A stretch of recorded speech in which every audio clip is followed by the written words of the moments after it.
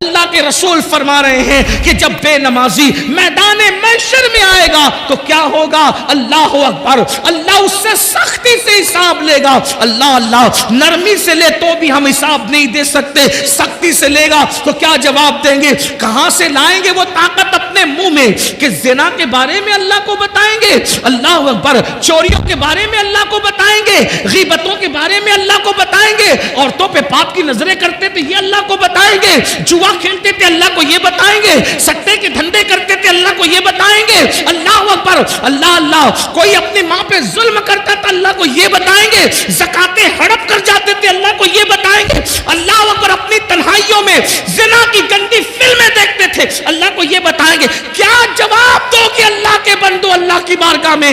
آقا فرماتے نماز چھوڑنے کی سزا یہ ہے کہ اللہ تم سے سختی سے حساب لے گا۔ کاش صرف 10 منٹ کا ٹائم نکال لیا ہوتا، 10 منٹ کا وقت نکال لیا ہوتا، کتنی بڑی بڑی مصیبتوں سے بچ جاتے، کتنی بڑی بڑی تکلیفوں سے بچ جاتے۔ اور اس کے بعد آقا فرماتے ہیں تیسری مصیبت میدان محشر میں یہ، اور یہاں 12 کا عدد پورا ہو جاتا ہے، 12 کا عدد مکمل ہوتا ہے۔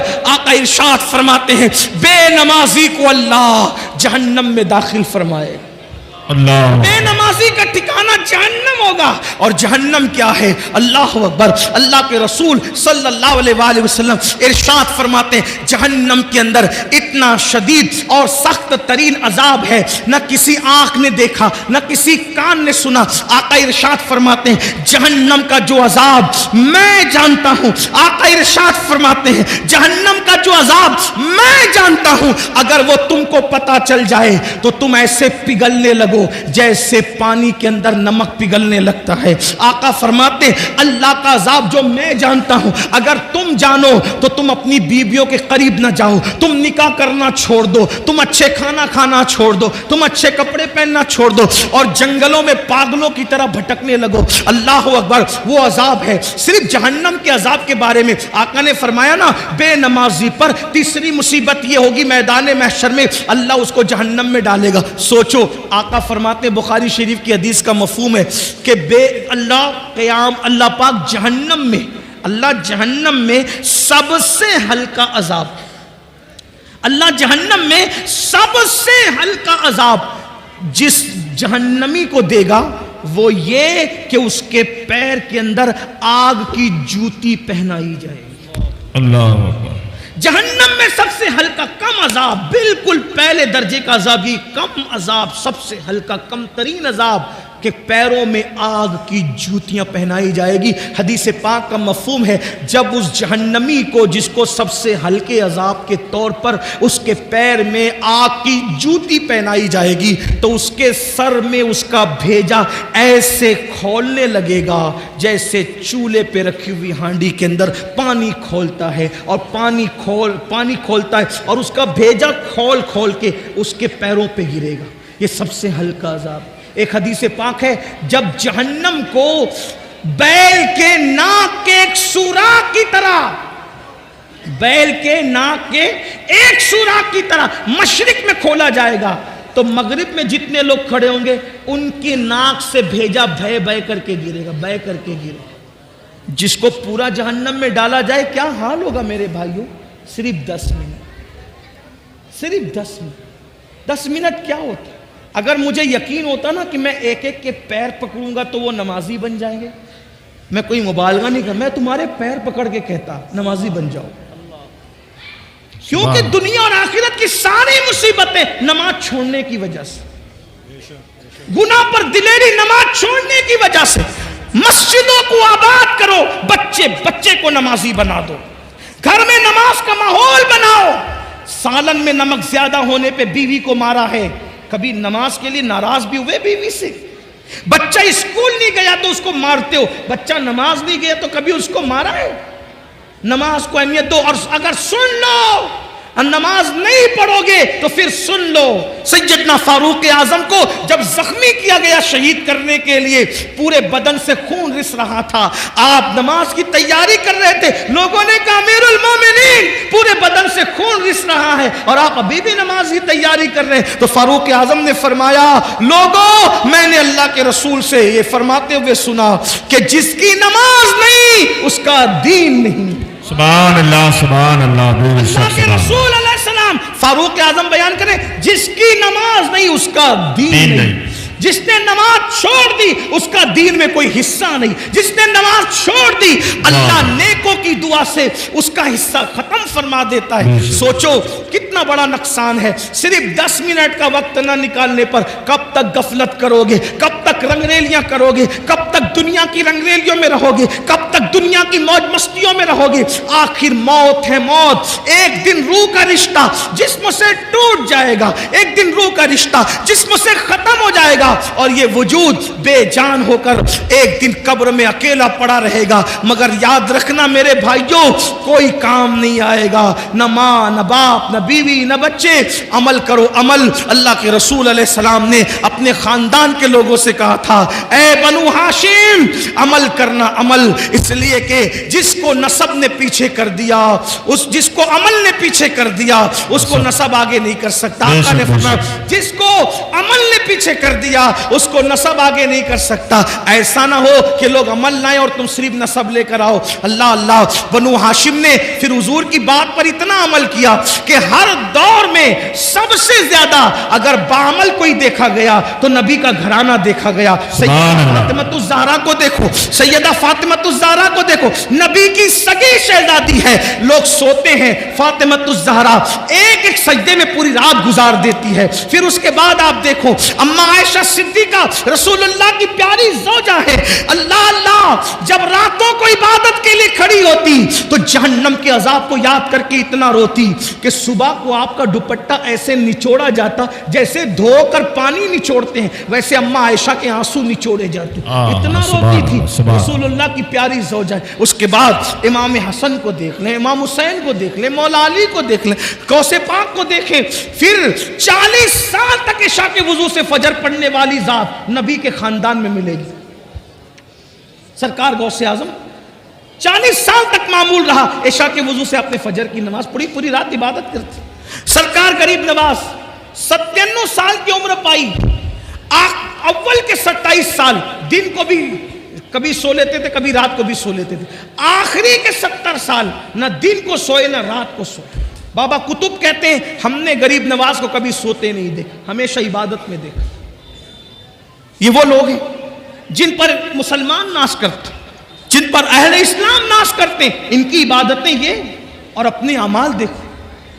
ہم گھمنڈ میں, ہم تکبر میں کہ ہم جنت میں جائیں گے. مجمع الزوائد کی روایت ہے اللہ کے رسول علیہ السلام نے فرمایا جو اپنے آپ کو قطعی اور یقینی جنتی کہے میں محمد اعلان کرتا ہوں کہ وہ جہنم میں جائے گا. سبحان اللہ صلی اللہ علیہ وسلم. نعرہ تکبیر, نعرہ رسالت.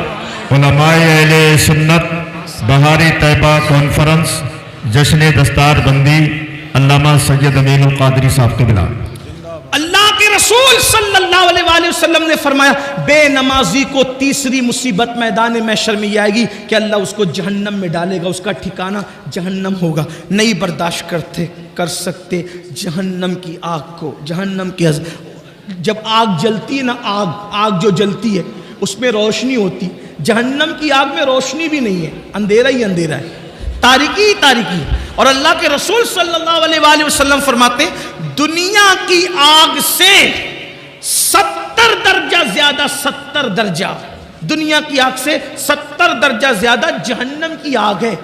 اور یہ جہنم کی آگ کیا ہے؟ علامہ فقی ابو اللہ سمرقندی رحمت اللہ علیہ لکھتے ہیں یہ آگ کے بارے میں کہ جب دنیا کی اندر آگ لانا ہوا تو 70 مرتبہ رحمت کے پانی سے جہنم کی آگ کو دھویا گیا اور پھر آگ لے کر کے ایک پہاڑ پہ رکھی گئی. جب وہ آگ پہاڑ پہ رکھی گئی تو پہاڑ جل گیا اور وہ آگ جہاں سے آئی تھی جہنم سے واپس چلی گئی. وہ آ کر پہاڑ کو جلا کر واپس گئی, یہاں رہ نہیں گئی, آ کر پہاڑ کو جلا کے واپس گئی تو پھر پتھروں میں اور لکڑیوں میں آگ پیدا ہو گئی. آپ بتائیں 70 بار رحمت کے پانی سے دھل کر کسی پہاڑ پر پڑ جائے تو اس آگ کی حرارت اور تپش کا یہ عالم ہے، تو وہ جو جہنم کی ڈائریکٹ آگ اس دنیا کی آگ سے ان 70 درجہ زیادہ وہ آگ ہے۔ اور پھر وہاں کیا ہے؟ صرف آگ ہی نہیں ہے، بلکہ اللہ کے رسول علیہ السلام فرماتے ہیں وہاں جہنمیوں کا کھولتا کھولتا پیپ ہے جسے آب حمیم کہا جاتا ہے۔ جہنم کا کھولتا ہوا پیپ ہے، پیپ، وہ جہنمیوں کو پلایا جائے گا، تھوڑ کھلایا جائے گا۔ اسی طریقے سے اللہ کے رسول صلی اللہ علیہ وآلہ وسلم ارشاد فرماتے ہیں جہنم میں کنواں ہے جس کو جب الحزن کہتے ہیں، یہ غم کا کنواں ہے، غم کا کنواں۔ اس کا حال یہ ہے، اللہ اکبر، اس کنویں کے اندر جو بچھو ہے، اللہ کے رسول علیہ السلام ارشاد فرماتے ہیں اس جب الحزن جہنم کے کنویں کے اندر جو بچھو ہے وہ بختی اونٹ کی طرح موٹے موٹے ہیں۔ اور وہ کس کے لیے؟ وہ بے نمازی کو ڈسنے کے لیے۔ صرف 10 منٹ کا ٹائم، آخری بات سمیٹ، میں اتنی لمبی تقریر نہیں کرتا، لیکن قاری یامین صاحب آ کر کے ہر 5 منٹ پہ بڑھاتے جا رہے ہیں تقریر کو۔ اس کی وجہ میں بتا دوں کہ قبلہ امیر سنی دعوت اسلامی آنے میں کچھ لیٹ ہو گئے، لیکن وہ اب امروہہ آ چکے ہیں، بس وہ جیسے ہی آئیں گے میری بات مکمل۔ آخری بات سن لیں، آخری بات، اگر اپنے بچوں کی دنیا اور آخرت کا بھلا چاہتے ہو، مسجدیں بھرو، نمازی بنو، نماز کی پابندی کرو، اور اس کے لیے کوئی مشکل نہیں، توجہ آپ کی، کوئی مشکل نہیں، آپ تہیہ کر لو، طے کر لو، آپ تہیہ کر لو، طے کر لو، میں نے نمازی بننا ہے۔ آپ جب دل میں پکا ارادہ کر لو گے کہ میں نے نمازی بننا ہے، ایک وقت تو تم پکا ارادہ کرو، اللہ پاک اپنے بندوں کے ساتھ گمان کے ساتھ فیصلہ فرماتا ہے۔ بندہ جیسا گمان کرتا ہے اللہ اس کے مطابق فیصلہ فرماتا ہے۔ اگر میرا اللہ چاہے تو بشر حافی کو بغداد کے شراب خانے سے اٹھا کر کے مسجد کی کبوتری بنا دیتا ہے، کعبے کا مجاور بنا دیتا ہے۔ اس لیے بندہ کوشش کرے، اللہ ارشاد فرماتا ہے والذین جاہدوا فینا لنہدینہم سبلنا، جو ہماری راہ میں کوشش کرتے ہیں ہم ان کے لیے راستے پیدا کر دیتے ہیں۔ دل میں پکا ارادہ کرو، بچوں کو نماز کی اہمیت سمجھاؤ، بچیوں کو نماز کی اہمیت سمجھاؤ۔ نماز سے بڑا تعویذ کوئی نہیں، نماز سے بڑا کامیابی کا تمغہ کوئی نہیں۔ اللہ اکبر، نماز سے بڑھ کر کے اللہ تک پہنچنے کا عمل کے معاملے میں وسیلہ اور ذریعہ کوئی نہیں۔ اس لیے نماز کی طرف آؤ۔ 5 وقت مؤذن صدا دیتا ہے، مؤذن کی صدا پر لبیک کہو، اپنے آپ کو بدلو، اپنے آپ کو تبدیل کرو۔ نماز پڑھنے سے اتنی مصیبتوں سے بچو گے، اور سب سے بڑی بات انشاءاللہ جب نمازی بن جاؤ گے تو دل کے اندر گناہ کی نفرت پیدا ہوگی، دل کے اندر گناہ کی نفرت پیدا ہوگی، گناہ کے ماحول سے نکلو گے، نیکیوں کے ماحول کی طرف آؤ گے، انشاءاللہ یہاں بھی کامیابی ہوگی، وہاں بھی کامیابی ہوگی۔ ہر باپ چاہتا ہے میرا بچہ سدھر جائے۔ اللہ کے رسول علیہ السلام کے ظاہری دور میں ایک جوان کی شکایت لوگوں نے کی، یا رسول اللہ یہ جو جوان ہے نا میرے آقا، گناہ کرتا ہے، برائی کرتا ہے، ناجائز و حرام کام کرتا ہے۔ اللہ کے رسول نے فرمایا کیا یہ نماز بھی پڑھتا ہے؟ کیا یہ نماز بھی پڑھتا ہے؟ صحابہ نے عرض کی ہاں آقا وہ نماز بھی پڑھتا ہے۔ سرکار نے ارشاد فرمایا صلی اللہ علیہ وآلہ وسلم اگر یہ نماز پڑھتا ہے تو انشاءاللہ ایک دن اس کی نماز اس کو گناہ سے روک لے گی۔ چند دن بھی نہ گزرے تھے کہ وہ بندہ نماز کی برکت سے گناہ سے رک گیا۔ فاروق اعظم کے دور کا واقعہ ہے، ایک نوجوان ایک لڑکی پر فریبتہ ہو گیا، ایک نوجوان ایک لڑکی پر عاشق ہو گیا، اس لڑکی سے آنکھیں چار ہوئی، اس نے اس لڑکی سے کہا اے لڑکی میں تجھ سے محبت کرتا ہوں، تجھ سے پیار کرتا ہوں، کیا تو میرے ساتھ شادی کرے گی؟ اس لڑکی نے کہا کیوں نہیں، بالکل کریں گے، آپ ہم سے محبت کرتے ہیں، ہم آپ کے ساتھ شادی کرنے کے لیے تیار ہے، لیکن ایک شرط ہے۔ لڑکے نے کہا کیا شرط ہے؟ لڑکی نے کہا امیر المومنین سیدنا فاروق اعظم کی اقتدا میں 40 دن تک کے تمہیں نماز با جماعت ادا کرنا ہے۔ اگر تم 40 دن تک با جماعت نماز پڑھو گے تو انشاءاللہ ہم شادی کے بارے میں سوچیں گے۔ کیا ہوا؟ ایک دن 2 دن مرتا کیا نہ کرتا، نماز پڑھنے کے لیے مسجد نبوی جا رہا ہے، فاروق اعظم کے پیچھے نماز پڑھ رہا ہے۔ 1 ہفتہ 2 ہفتہ 3 ہفتہ گزرے، جب 40 دن قریب گزرنے لگے تو لڑکی نے اپنی کنیز سے کہا کیا حال ہے اس عاشق آوارہ کا جو ہمیں شادی کا آفر دے رہا تھا؟ اس کی کنیز نے کہا وہ تو بڑی نظریں نیچی کر کے چلنے لگا۔ کہا ذرا چیک تو کرو کیا ہوا۔ جب اس لڑکی کی کنیز اس لڑکے کے پاس گئی، کہا آپ نے تو میری مالکہ سے شادی کا آفر کیا تھا اور اس نے 40 دن تک نماز کے لیے کہا تھا، بتائیں کیا خیال ہے؟ تو اس نوجوان نے کہا اب ہم شادی کے بارے میں سوچتے ہی نہیں ہیں، اس لیے کہ جب تک دل میں یار نہیں بسا تھا دل ادھر ادھر آوارگی کرتا تھا، یار کا پیار دل میں بس گیا ہے، اب کسی کی گنجائش ہی باقی نہیں رہ گئی ہے۔ تو یہ نماز کی برکت ہے۔ قرآن کہتا ہے ان الصلاۃ تنہا عن الفحشاء والمنکر، بے شک نماز ہر برائی سے ہر بے حیائی سے روک لیتی ہے۔